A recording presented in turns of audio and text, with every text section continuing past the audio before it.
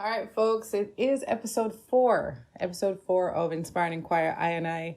And as promised, we're talking about marriage.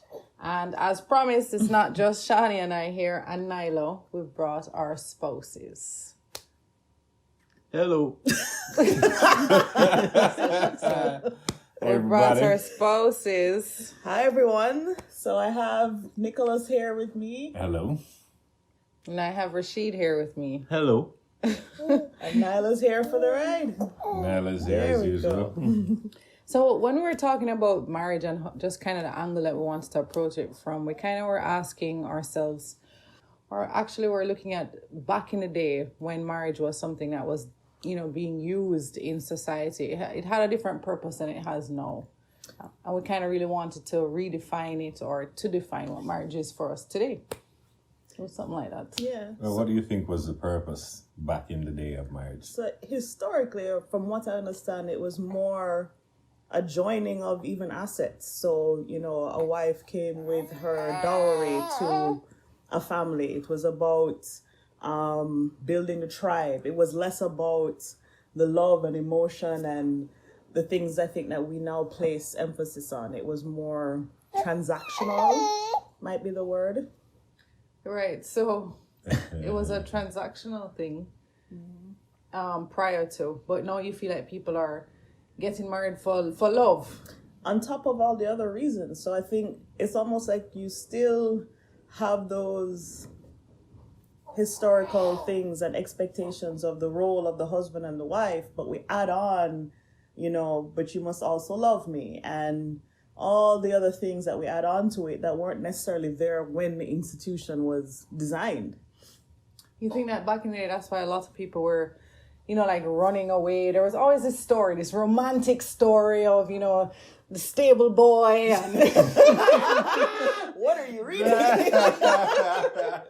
Jedediah. Yeah, there was always, you almost knew marriage was kind of an obligation, and then you could be in love. Yes, those are two separate things. Mm-hmm. I mean, look at Meghan Markle and Harry, Prince Harry. Mm-hmm. They are trying to separate themselves from the royal family. From the obligation, yeah. Yeah, forget all the billions of dollars and all of this stuff. They're doing it for love, I guess. And that is an archaic institution. Yeah, that's the original. Yeah.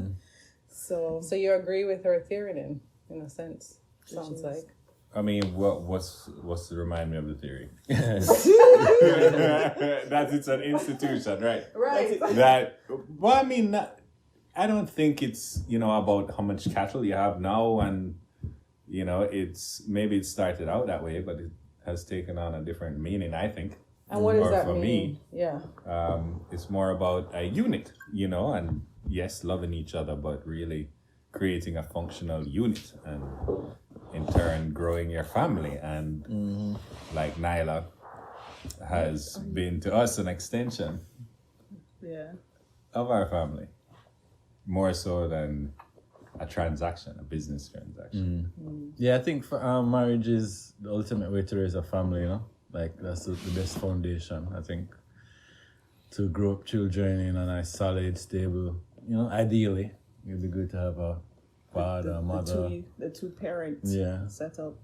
But what about let me see if I can find the words. All of the kind of expectations.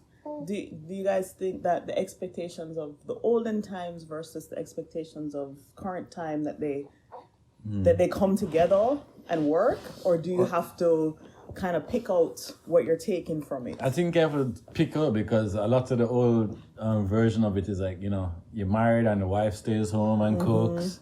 The man goes out and makes some money, and the man comes home to a nice hot meal, and in the morning his clothes are ironed. But I mean, 2020, come on, that's not really happening. Women are just as important at work as in the workforce nowadays. So that structure of marriage, I think it has to shift a little bit. But do you think the expectation is still there though? In some regard, the essence maybe you don't want the clothes ironed in the morning, but there's there's the essence of as a wife, the wife should. must do this. So what are some of those essences?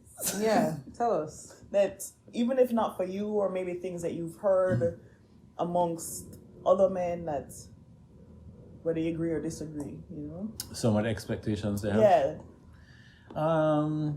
I think the cooking is a big thing, cooking and cleaning. Especially in Jamaica. I think it's like, you know, cook and clean, and then you take out the garbage, Do the man fix the leaking sink, you know, Put you do together the furniture. the heavy lifting, but yeah, I guess that's the stereotype vibe, you know.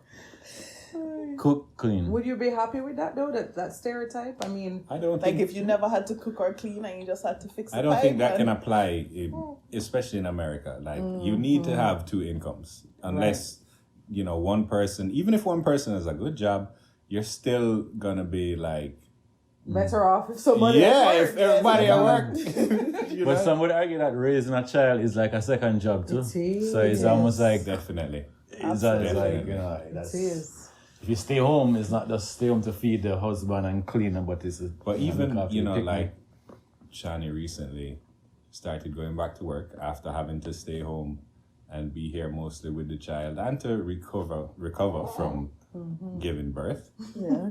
And you know, now that she's going back to work, I think it's good for her.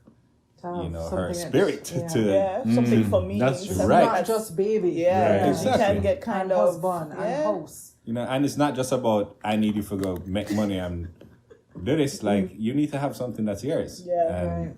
that is Okay, important I in like marriage that. as well. Like everybody has their own thing as well as we all do stuff together. So it's about maintaining that individuality within the unit. So even though we're a partnership, even though we're together, like we're still our own people, and that should be encouraged. You know, I think that's another thing too, where it's that I don't know. Sometimes you think like, oh, well, now we're married, we're supposed to be this one, when that don't really make sense. Like it's okay if you have separate interests. You know, not that you shouldn't have things that unify you, but there's nothing wrong with that. So you mean you think when people get married they start to lose their identity in a sense or feel obligated to lose pieces of I themselves? mean, what do you think? You're married. Do you feel like you've been absorbed fully in your marriage and you've lost, or at any point in time? And this is not a jab at anyone. You know, No. we're just speaking. No, I do feel like honestly, I fight for my identity in my marriage. You know, if Rasheed had it his way, it would be me and him skipping down a yellow brick road all day, every day, with his, you know, lips on my cheek. But It's that's not that's not an the, everyday practical way. Yeah, But that's not I mean, I go there sometimes, but I can't sustain myself in that place. yeah. But I would say I that's have not to- a strange concept. Right. And then I remember there's a friend of older lady, other generation, and she commented on the fact that I wasn't always with Nick whenever he was going somewhere. And she was like, so what, your wife don't like tour with you? And I'm like, no, like go so I can get my time. Like I'm happy that you're going to do your thing, but it's this idea that I'm supposed to be up under you everywhere you go. Subservient. You know, and like Yeah. something must be End of the day. wrong if I don't want to go sometimes. I know I'm not wrong. What do you think? Like, you know? I'm glad you brought that up because there was this whole discussion about being an introvert versus being an extrovert and how that plays in your marriage as well. I think you and I can both agree we're both introverts. Absolutely. I need my me time, my decompress time, my regenerate Regina time. All the R's, 3 R's. Regina rejuvenation time. Nice. As an introvert, and for him, we've identified Rasheed as being an extrovert. The way he regenerates is through that interaction social with me. interaction, It's that yeah. skip down the road. So that's a big thing as well. Like just kind of understanding the type of partner That you have, yeah. plays a huge role in the expectations that you should have of them and for them.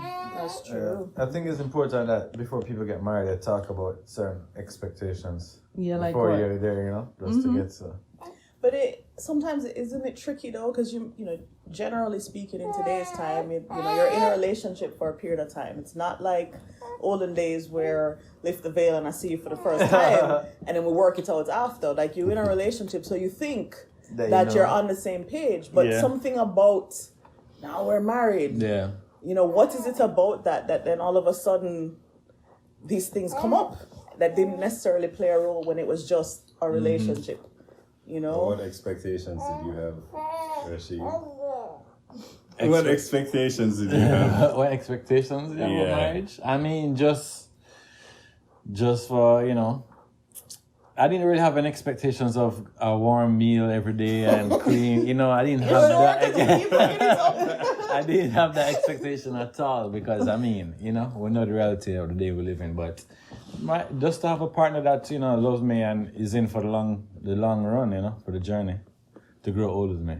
I think that's So, yeah. reasonable. Yeah, That's all you're not a big expecting request. Is somebody just stick by you till you're old and great? Till we age together and, you know. So what about the in between? I know that there's going to be growth in between, and you Yeah. know that stands for itself. So you know, What was like your biggest fear of getting married? biggest fear.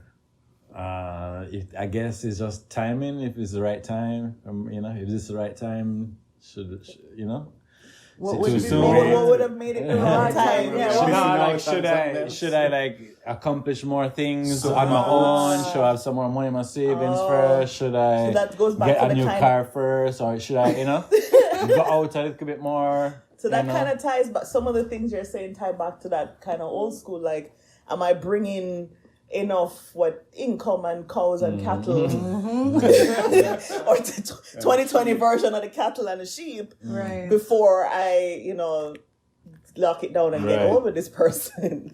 So it's interesting that's even though at the end of the day, there's never really. I guess marriage feels in some way in your mind, it just feels like a part of adulthood, you know? So it's almost like, all right, no, I'm officially an adult. Oh. It's almost like, you know, I'm like a big person now. I need to write a will now. I need to get my some estate life in insurance. order. Yeah, Signing it's like contracts. health insurance, all these things. Like you have an extension of definitely. yourself to, Yeah. you know, You to started consider. your Yeah. family. Yeah, you have other And people you relying on and you you. merge into another family Yeah, too. that's Yeah. Because you merge into in-laws. That's so Yeah, you true. marry The in-laws come a to family. You don't Yeah, just marry the one person. person. exactly. So no, you So know, if you don't get along with them family, that's that's a rough. big thing too. Yeah. that's rough, man. This one won't sleep. Yeah, sure. Peanut. Peanuts. Come, bugs. Yes. You smell nice. Like a Let me see your monkey. pussy. You smell nice because she babe, daddy, daddy. So I think I was watching Jade and Red Table Talk. Oh, she had that lady come, She right? had a lady come and she kind of was talking kind of on your vibe about the expectations have changed, people are marrying for love, etc. But one of the things that Jada pointed out was that she said, you know, once she got married, she wasn't getting divorced, regardless of what that person became, regardless of what that person did. Yes. Like no deal breakers or There something. are that she no said. deal breakers. What is your opinion on that? Is it, you know, is it marriage for life, knowing that people will change? Is that what you call unconditional love? Is that sabotage to yourself? I don't know. What knowing going in that you're not breaking up, regardless. I think it's hard to say that, you know. I don't think it's healthy to go into that situation saying that you're never going Never. to, you know, yeah, you might, no matter what. Because Yeah. it's easy to take advantage of that. of that, yeah. You know, like, So I don't know if I agree with that, but I guess I know where that's coming from. 'Cause I guess like certain religions, like is it Catholic? They don't really like You don't they don't believe in divorce and Yeah. stuff, right? So Yeah. yeah, but I mean, I don't know.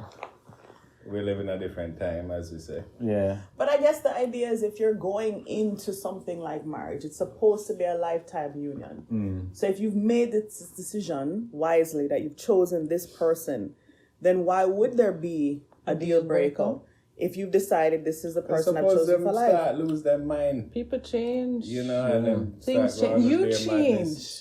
You change. But then, so it's almost like, well, why get married? This is what I'm saying. If you change and I'm not with it anymore, why are we getting married? Why are we going through this ceremony and all of this unifying of each other? If I change and you change and I'm not for your change anymore, so I'm out. Why bother get married if you go in knowing? But if both people if you want go to in be out, knowing, you know, You never you go ha- in fully knowing. but you do if you think that there's something that's the point Jada is making. That I went into this marriage saying this is it. So, and in theory, that's how you should go into your marriage. But if you go in not thinking that, then of course, we want out versus this is something that we need to work through because we're in it. And I think part of what they were saying too is that because a lot of people will say, well, I'm out, they do get divorced or, separated when they could have worked through it. Is marriage supposed to bring you happiness? I don't think so. That's the problem. That is the problem. You must have some happiness to bring before. happiness to To a marriage. your marriage, yeah. You can't use it's like saying that this person will bring me happiness. No, that's not fair. they will share in your happiness. They'll bring you joy, the things you do. But if you are not a happy person, nobody can make you happy. I heard somebody say once that put one person in a room and see if they are joyful. Because they may not be. And if you're in a room by yourself and you can't find joy, then you are not in good company. And nobody else will be. So you have to have that inner peace, that joy, in order for others to benefit from that. Or, you can't be looking for someone to bring you that. So how are they going to do that? Because in order for them to bring you joy, they're sacrificing something. Exactly. Just for you. Just to make you happy. Exactly. So for people who feel like when they're in a marriage, the person takes away their joy or they've grown or they've changed and they've gone on different paths, and we're saying, no, work through it. Like what Jada's saying, you can work through it. What are some of the things that you think have helped you that can help somebody to work through those moments of, wow, we're not aligned, or wow, we're not happy? I think it's about figuring out why you're in it. Again, if you're in this marriage so that you can make me happy, then you think about it. I don't mean like that. How can people work through stuff? I get what you're saying. Yeah, I think realizing that, no marriage is perfect. And the whole thing about soulmates, and there's only one person for me. And honestly, that is a fairy tale. Like, you have to have certain things in common with people and like each other and enjoy each other's company. But, recognize that it's gonna be work, and you have to make a choice. That is it. But you have to make a choice every day Yeah. to work at this relationship, to relate to one another, to talk about the hard things. But I would say, remember, it's a choice. So every day you have to get up and make that choice that you're doing this with this person. The problem is when you're like, if you decide I'm not choosing you today, then of course you're gonna have a problem. Like, you have to choose. Because it's a choice. You have to get up and choose that I'm going to work on this. I'm going to be here. I'm going to be present. I'm going to all the things. And the things that you want. I also think that therapy, if you can afford it, oh yeah, is a very good that is tool. Amazing. Because sometimes you're getting up and you're choosing, and you're even before you get married. Definitely. Yes, Definitely. premarital therapy. Engaged. That would be. I would strongly recommend 6 months. that. I'm getting. Yeah, I would strongly recommend it. Spend that time. Because you could be choosing, you could be trying, you could be communicating, but the partners just aren't communicating on the same level. Yeah. And a therapist is really helpful to bridge those gaps. Just to let you see each other's point of view, which can be, life changing. Yeah, and the mental health is just as important as the physical and spiritual health. And emotional. Absolutely. Absolutely. All right, we're just gonna cut it right here, right, guys? Yeah. Tune in next week for part 2.